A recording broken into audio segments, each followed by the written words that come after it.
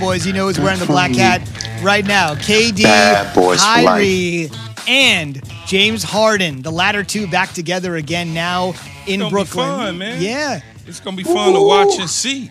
And I understand how they could be the villains, and I can understand how people, you know, it's polarizing when athletes get their way. Mm-hmm. People don't like that, right? You make all this money, you should just be quiet and be happy. But when you're not happy and you want to go and try and be happy by playing and winning, it rubs people the wrong way. It has always been like that. And we're asking this morning on our Twitter feed, which Nets player has the most pressure on him? KD, Kyrie, or Harden? KJ and Z on Twitter. Or hit us up, 888-SAY-ESPN, 888-729-3776. Again, of course, Kyrie's got a championship. KD's got multiple championships. And James Harden, he's got more money than he could spend.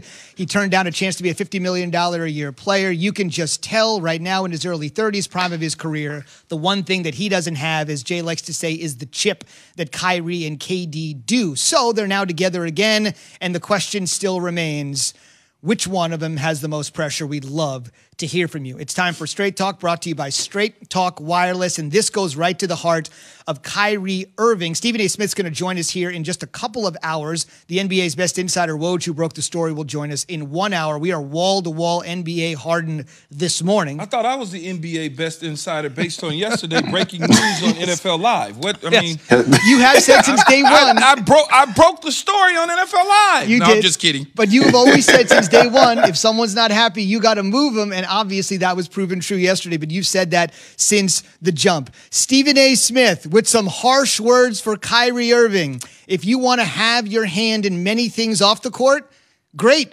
More power to you. But maybe it's time to put all of your energies into that by doing this. I think Kyrie Irving should retire. I think he should announce his retirement today. Clearly, you don't want to play basketball bad enough. Kyrie Irving has not prioritized basketball. I'm not saying he doesn't want to play all together. I'm saying he hasn't prioritized it. And how fair is that to the Brooklyn Nets? How fair is that to Sean Marks? How fair is that to Steve Nash, a coach that he endorsed bringing on board, a coach that he wanted, a coach that he fully supported? How fair is that to his brother, Kevin Durant? Go ahead and retire until you know that you're committed to playing.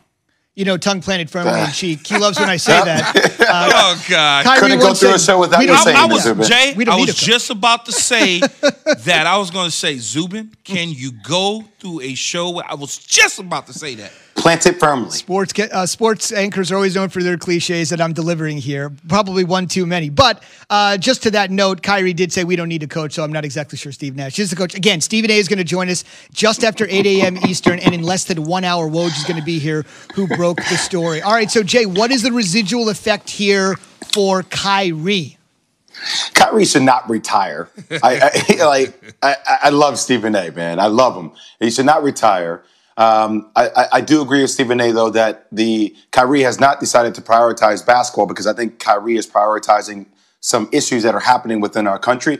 My issue goes back to how he communicates what that priority is, and how you work in alignment, in conjunction with your team, with your owner and your GM, about how you want to fix that problem ultimately. I think that's where there is a lot of white space that has been challenging for Kyrie to communicate that. If there's anything that should grab Kyrie Irving's attention, it is this trade. This trio is better than the trio that I saw when Kevin Durant went to Golden State, and that's with Klay Thompson, and that's with Stephen Curry. Wow. It's better than the trio that I saw with LeBron James and D-Wade and Chris Bosh in Miami. People are going to ask questions about how do you make it work. Here's how you make it work. Kyrie Irving, move off the ball. James Harden, you are on the ball. James Harden averaged around 10 assists per game. If you watched the game last night against the Knicks, Kevin Durant doesn't need the ball in his hands. He's kind of like Klay Thompson, not defensively like Klay, but playing off the ball a little bit to a degree. You can use him as a center. You can use him as a small forward. He can be involved in PNRs, pick and rolls for people out there. And also, he can turn, face, score over anybody.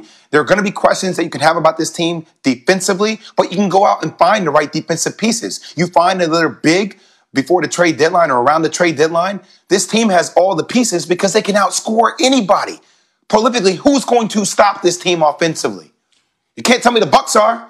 You can't tell me Philadelphia is. You can't tell me Boston is. They are the most gifted team on paper in the NBA. I think they are a gifted team on paper in the NBA, and you said that they're more talented, the three, or a better three than the Miami Heat, LeBron Jameses, or the Kevin Durant, Steph Curry, Golden State Warriors. Maybe, right? We know. Depending upon system, Key. I mean, system is another question. What system they play in is another question. But talent-wise, they are the best. I think they might be the best assembled in the history of the league. Here's what I would say, and you know more about basketball than I do. But what I would say is individually, we've seen them collectively. I mean, individually, we've seen them. Collectively as a group, we haven't seen them, right? We don't know if they, and we assume they're going to be able to mesh together because they played pickup ball together and they kind of, they're professionals, they're pros, they know what it is, they know their roles. But it's always a what if, right? I mean, when you start to talk about assembling talent together, it takes a minute. Whether you are LeBron and Bosh and Wade, yes, they went to the finals in their first year. They did not win. Whether you are LeBron James and AD out in L.A., it took a minute to get going. Once they got going, they got the rolling. Early on at the Lakers, LeBron's first year, he got hurt. You factor that in, that team was really nothing. But then when you look at Golden State, KD joined a team that had already won championships, so he had to kind of fit into what they were doing. Now you got James Harden coming over from Houston, and you don't, first of all, he's got to get into shape. So chicken wings and honey buns have got to be pushed to the side for a little bit. And once he gets into basketball shape, which I'm assuming is going to be at least a 6-week type situation before he starts to melt off some of the chunkiness that he has on his body. He needs to get his basketball, condition up. He knows it. I know it. You know it. I'm not saying anything disrespectful to him. But I think he can cook and he can do some things.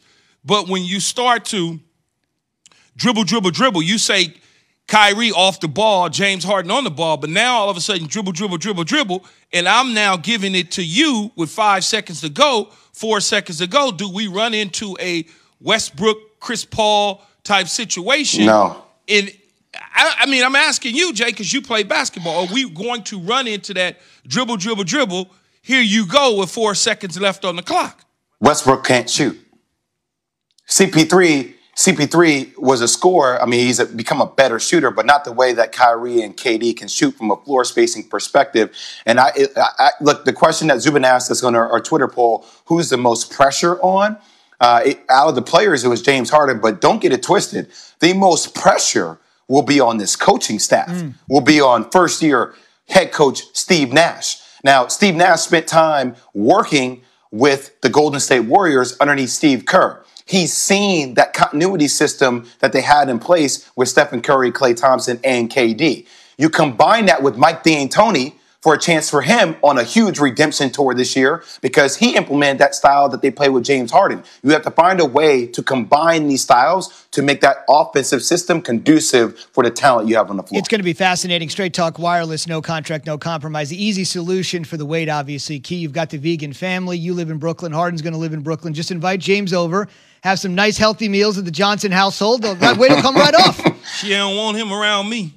I promise you that. Give him some of that halibut that you feed your dogs. Hey, Jay, she ain't gonna want him around me. We might get ourselves into. Oh no! Stop! Who could have thought we'd be more in trouble in the second segment than the first? But here we are.